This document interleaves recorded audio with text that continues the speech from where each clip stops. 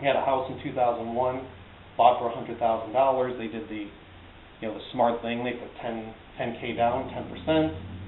7.5% interest was probably pretty standard. Actually, was probably pretty low, even going back then. Post 2002, you see year-over-year increases in housing prices, 10%, 15%, way above the norm of inflation. This prudent homeowner, he didn't sell, he's not flipping houses. All of a sudden, he finds his house in 2004 is worth $135,000. So he decides to do the prudent thing. He decides he's going to take out a little bit of money. He needs some stuff done on the house. He wants to pay off some debts. He wants to do other things. So he takes out, in our make-believe scenario here, he takes out about $20,000 in a home equity loan. He gets it for 6%. He uses that to pay off a little bit of debt. He goes out and buys, finances, something on his house. He does a home improvement. Also goes out and maybe puts a down payment on a new car. Obviously, $20K is not going to get you that far, so a lot of this is also going to spur new credit creation. He puts $5K down on a car, finances $15,000 of it. That increases, the amount of water pouring into the buckets. But when in reality, what is happening here? This guy owed $100,000, he put $10K down. He only owed $90,000 over here on a $100K house. Over here, just a few years later, he thinks his house is worth $135,000. He's taken $20,000 out in the loan. He now owes $110,000 on what was a $100,000 house. So his assumption is that housing prices never go down. Housing prices only go up and up. This person will find out that that is tragically wrong. Okay, we're going to continue on here. I apologize if the picture kind of jumps around a little. I'm stopping at certain points and taking a break and downloading. So we move on here. So this is the 2005-2006 bucket here. As you can see, we're seeing a huge increase in the amount of money pouring into the bucket. Credit creation explodes during this time frame. Also during this time frame, if you remember, this would be around the time of Katrina, Gulf War, a lot of other things going on. Governmental spending starts really ramping up at this point. We start seeing $300 billion overspends by the Bush administration year over year. So you got lots more money pumping in through the top. Out the bottom, using these vehicles like the ARMs and the negative amortizations, but even more so, you get flippers coming into the mix. People not even making payments on houses. They're holding them for 2 or 3 months and flipping them and making enormous amounts of money, but they're never even making payments on them. These houses are just bouncing around the system.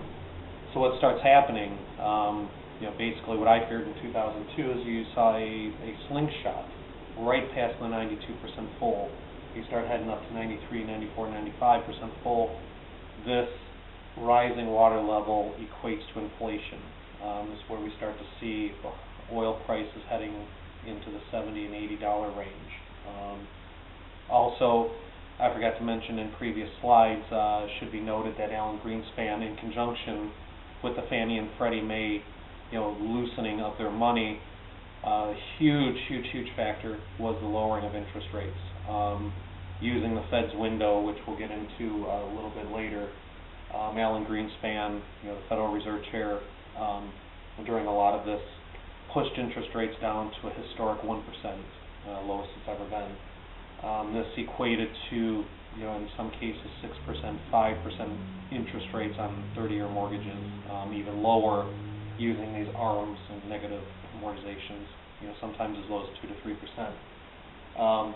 That equates to water pouring out the bucket, getting smaller and smaller, more and more credit creation coming in the top in the form of, people taking out home equity lines of credit, buying houses, new houses, flipping houses, new cars. This got away from him.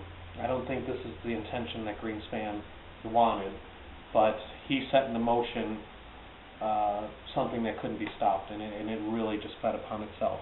So I'm going to take a little mini digression here and kind of explain how banking works. I think it's important in understanding how they were able to create this bubble in the first place. You have to understand how the banking system works. What I call this the Bugs Bunny explanation of banking. Now, this is what we were all taught as kids, basically. You have 3 customers, I have 1,000, you have 1,000, guy over here has 1,000. We all deposit it in the bank, Bank A here. Our belief would be that Bank A is now sitting on $3,000 from which it can loan money out to other people and satisfy our demands, withdrawals, whatever. This is not correct. Our money system never really, in very short periods of our history, worked that way for the most part. This is the way it's worked and has worked in the Western world for several hundred years. This is the fractional reserve banking system. This is the way the banking system really works. You deposit 1,000 real dollars. I do it, and the guy over here does it. Through the miracle of fractional reserve banking, the bank now has $30,000 in which it can satisfy demands for withdrawal and demands for loans of new money. This is the way the banking system really, really works. So the question begs, how is this possible and how do they do it? For that, we go into another little mini digression here. What I'm going to show here, though historically inaccurate in its totality, is perfectly accurate. A lot of this stuff took hundreds of years to develop. I'm distilling it down into a nice, cute little story here to make it easier to understand. So a long time ago, people used to use gold coins, silver coins, whatever, copper coins, for their daily transactions. People didn't like keeping all of that money in their homes. There were no banks at that time. Usually within any medium-sized town, there would be a goldsmith or somebody who dealt in precious jewelry or anything along those lines. People would contract with these goldsmiths to hold their money. Generally, the goldsmiths would have the most secure residence in the town. They might even employ some guards to protect their stuff. So, as you brought your money into their bank or to the goldsmith, you would give him a coin. He would write on a piece of paper, you have deposited 1 gold coin or 1 silver coin, and basically would give you a receipt. Those coins would go into a pile. Gold is considered to be fungible, especially gold coins, meaning they are all basically alike. The goldsmith didn't put your money into a little special container, basically went in with the rest of the gold coins or the silver coins. So when you came back, you didn't necessarily get back the exact same gold coin you deposited. Goldsmith, after years and years of doing this, found something very interesting. He noticed after years, after people really started to trust the goldsmith, that those little slips of paper, the receipts, started to act as actual money out in the marketplace. People would actually sign over their gold coin to the bread guy and buy bread with it, and the bread guy would hold on to that, and maybe in turn he would use it to buy wheat from the farmer. This led to the second major discovery and really changed really the entire Western world, was the idea of the fractional reserve. What he noticed was that at any given time, people had started using these paper. They only demanded 1 out of every 9 gold pieces or silver pieces he had in his vaults. People would come in every once in a while and want an actual physical gold coin. Maybe they were going out of town and they needed something to take with them. 1 in 9 was the average. Only 1 in 9 gold. Of all those piles of gold, he had, let's say 1,000 of them sitting in a pile. Any given day, only 100 of them would circulate out of his bank, and then 100 more would come in, based on something else. This discovery is the basis of all modern banking, and the basis of our Federal Reserve and the entire Western banking system. 1 real dollar nets you 9 usable dollars out in the system. How did he go about doing this? In this case, the goldsmith had the confidence of the people.